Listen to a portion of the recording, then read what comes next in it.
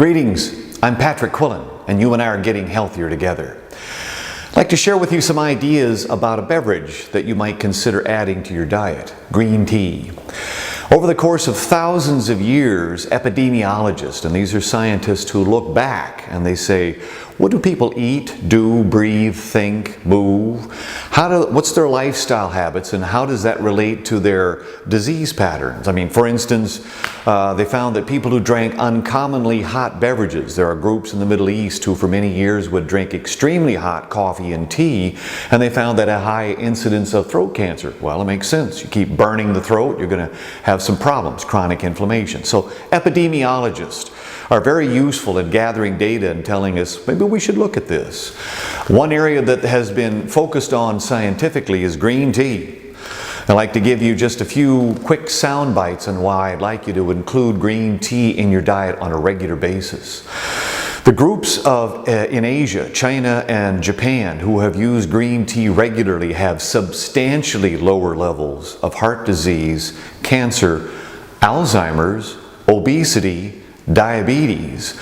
And what the researchers find is that there's this EGCG, epigallocatechin gallate, this long molecule that they think is the active ingredient. But remember, throughout history, the scientists think they know what the active ingredient is, and they come back with mud in their face, finding, well, maybe it was a synergism, maybe it was a collection of things that provided for the efficacy. For instance, there was about 300 studies showing that a diet rich in fruits and vegetables could lower the risk for cancer. And from that, the National Cancer Institute said, well, of these thousands of bioflavonoids and thousands of carotenoids, let's pick one of them, beta-carotene, and let's make a synthetic derivative that's not commonly found in nature, and let's put it in a pill and we'll coat it with coal tar derivatives of color so that the placebo and the active ingredient are identical colors, and we'll give it to heavy smokers and see what happens.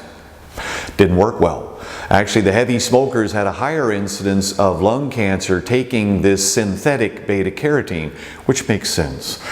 There's no one nutrient in any food in nature. There's a synergism. There's this elegant symphony that goes on. So, back to green tea.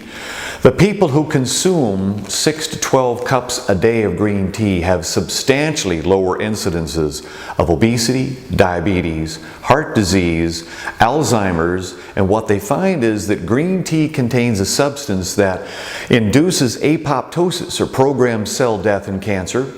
It also seems to be a cell regulator. You think about, we got 60 trillion cells in an adult body. Who's the conductor? How do they all know what to do? How do they work in symphony and harmony? How do the cylinders fire at the right time? There are cell regulators, and it seems that green tea contains one of those regulators. It also has other substances that seem to lower the fat in the body.